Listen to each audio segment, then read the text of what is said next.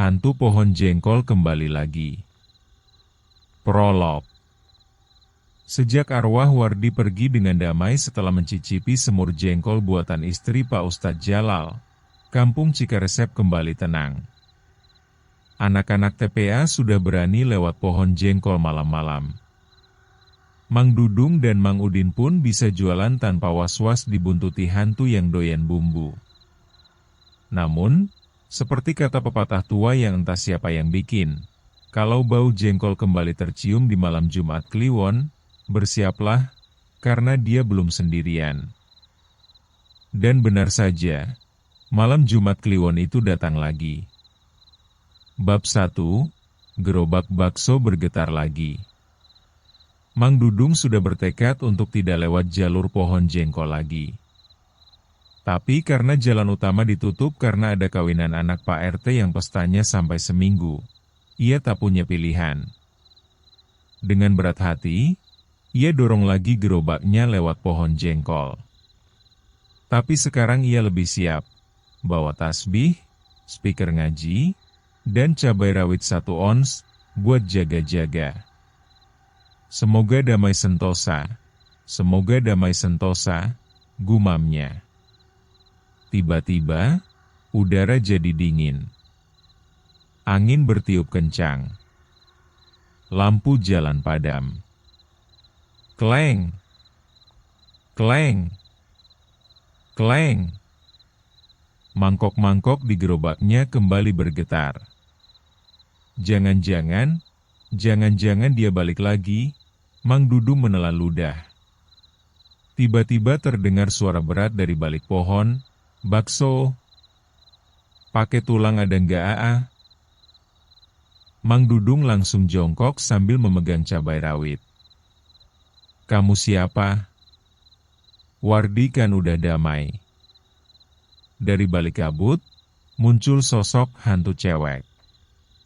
Rambut panjang, mata putih, mulutnya belepotan saus sambal. Aku. Wardina. Istrinya Wardi. Mang Dudung teriak. Haaah. Serius? Bab 2, balas dendam istri hantu. Ternyata setelah Wardi meninggal dan jadi hantu jengkol, arwah istrinya, Wardina, juga wafat tak lama kemudian karena keracunan sambal jengkol yang ia masak sendiri. Namun, arwahnya tidak ikut damai seperti Wardi. Suamiku pergi damai setelah makan semur orang lain. Gimana perasaanku sebagai istri?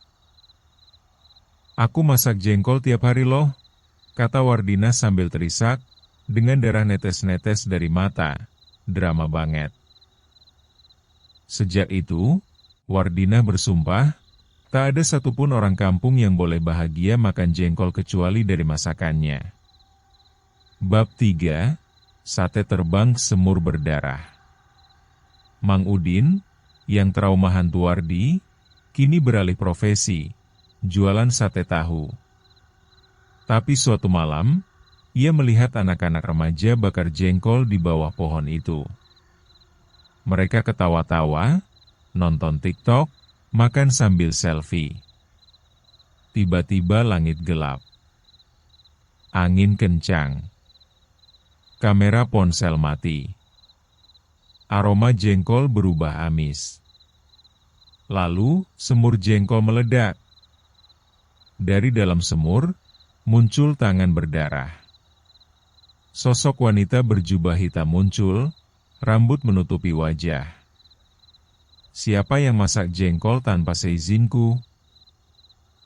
Satu persatu anak-anak kabur. Ada yang nyangkut di pagar. Ada yang loncat ke got.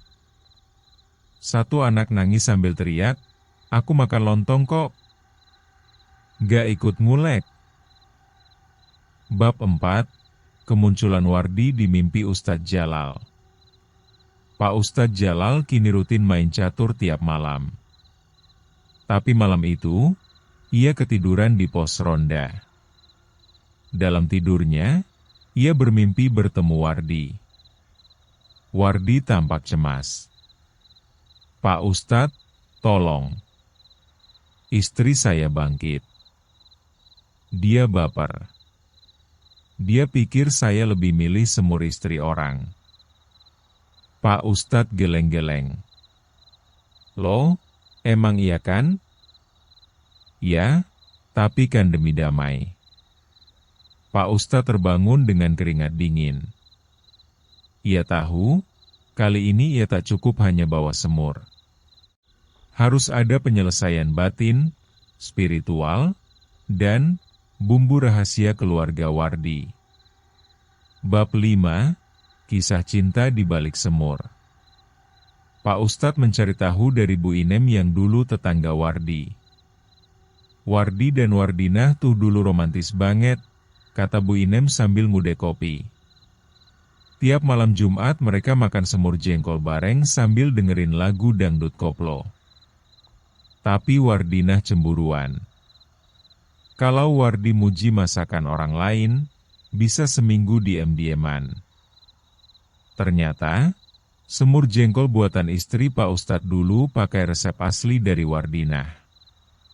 Inilah sebab Wardinah merasa dikhianati. Resepnya dipakai orang lain, tapi tak ada yang tahu itu dari dia. Pak Ustadz tersentak. Berarti yang dibutuhkan bukan semur baru, tapi pengakuan. Bab 6, Ritual di Bawah Pohon Jengkol.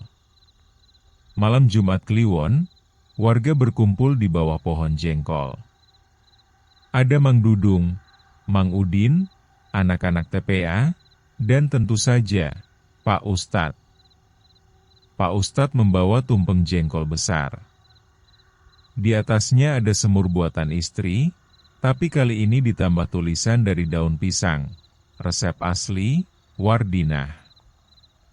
Tiba-tiba angin berhenti. Udara sunyi. Kabut datang.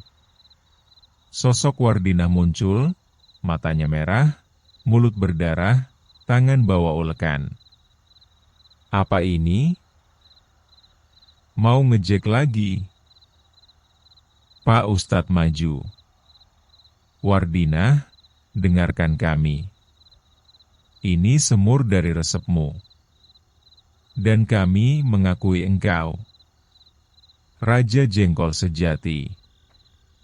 Semua warga serempak berteriak, "Hidup Bunda Jengkol." Wardinah menatap semur itu. Perlahan wajahnya melunak. Ulekan jatuh. Ia menangis. Kalian masih ingat." Perlahan tubuhnya bersinar dan menghilang. Bersamaan dengan itu, pohon jengkol berbunga dan mengeluarkan aroma manis. Epilog, pejuang jengkol abadi. Sejak kejadian itu, warga kampung Cikaresep mengadakan acara festival jengkol damai tiap malam Jumat Legi.